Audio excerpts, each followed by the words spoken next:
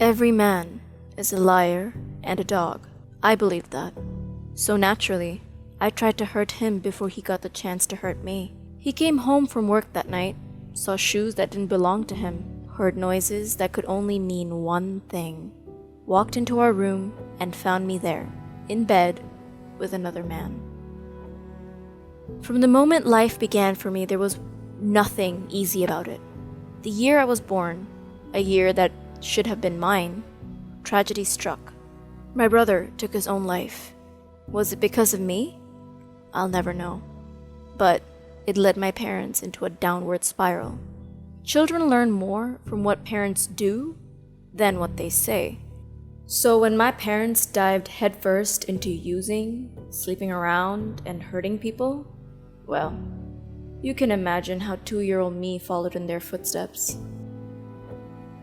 But no matter how hard I tried to get their attention, my parents would often forget I existed, too shattered at the fact my brother was now gone.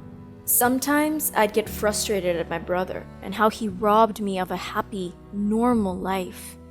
How he left a hole so deep, so irreparable, cast a shadow that I had to live under. Yes, I blamed my brother, who I never met or took the time to understand. But I needed someone to blame for all of this. And who better than someone who wasn't around anymore to defend themselves? Without a real parental figure, I was forced to grow up, quickly, surrounded by lit cigarettes, questionable noises behind closed doors.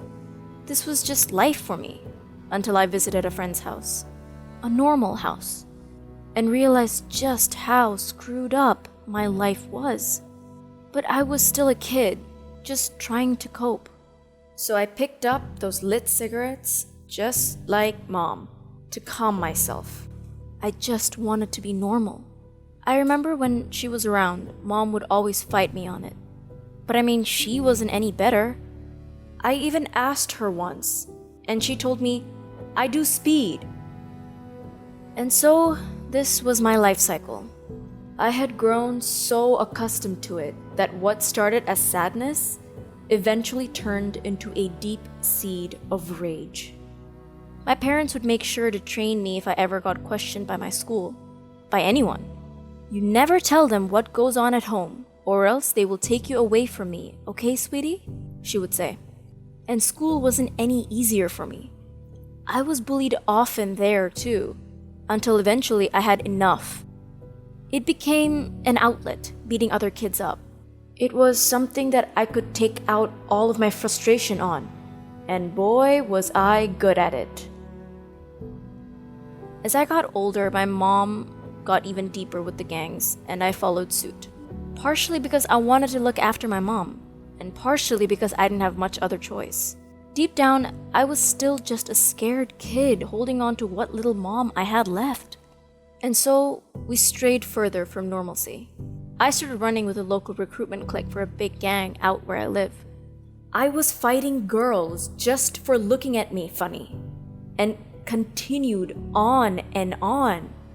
It's funny, I was in so deep, I found myself at the top of the chain, recruiting other kids into this life. Some part of me knew this was wrong, that I was destroying lives. But some other part of me believed I was saving them by bringing them into this little family. And that's what they tell you. That they're your family. That they love you. And will always be there for you. They tell you that they have your back. It's what made me stay. It felt like a family I never had. For us, normal chores like grabbing the mail became code for picking up the goods.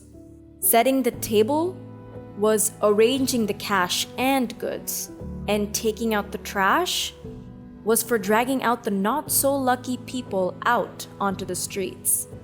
But it's all a lie. Every chance to move up, you take it, even if that means turning on your own mom. And that didn't sit right with me.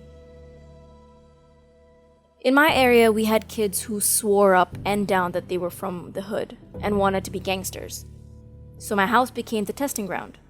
We'd bring them over and just let whatever happened, happen.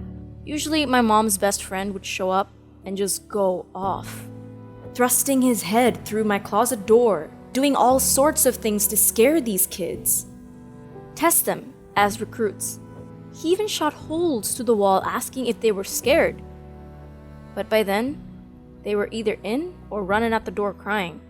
I remember me and my boys just laughing our lungs off, calling them wusses. Then, I met this guy, Arthur. I was 18. He was older, more mature, and he really tried to love me, understand me, pull me out. He'd take me on dates, show me that a normal life was possible with him, and so I returned the favor. I tried, if not for him, then for my mom. I moved out of my house and joined a job program. I was an adult now. My mom and my brother weren't excuses for what I did anymore. And so I fixed myself up, brush my teeth, take a shower, wear something clean, and show up on day one. Things were looking up until they brought in the urine test. I test positive, obviously. And now I'm back to square one. Maybe even worse off because I'm blacklisted. And so I fall back into my old habits. I spiral out of control. I just wanted to feel numb. I found comfort in sleeping around with multiple men because I simply did not care anymore and vowed that no one could ever hurt me again. Men just became another thing I used to numb the pain. Arthur kept trying. He wanted to save me from myself, and guess how I repaid him? I thought that every man was a liar and a dog. So naturally, I hurt him before he could hurt me. Arthur came off work one night, walked into my house, and of course, there was another man there in bed with me. That was the end of that relationship. I feel awful talking about it. He was the first good thing that happened in my life, and I decided to break him. Like I break everything. At first, I thought I had become someone I didn't recognize. But looking into the mirror, it was clear that I had become my mom. I had to pick myself up. This time, for real. I moved back to my hometown and ended up in sober living, where I became senior resident, teaching other students to better themselves, telling them this very same story. I was heavily involved in NA, and step by step finally escaped it all. I was finally in a better place. But sadly, that wasn't the case for my mom. She had relapsed twice, and still uses to this day. It's gotten better, sure, but she's lived this life for longer than I had been alive. There was only so much I could do. I couldn't even spend so much time around her, or else I would relapse myself. Eventually, I went back into the job program, clean, got my GED and everything.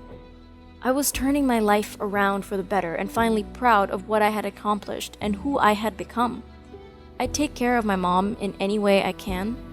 I did relapse once, and it's easy to, but I'd rather feel the ups and downs of life than feeling nothing. To Arthur, thank you. Thank you for taking a chance on me and showing me this was possible.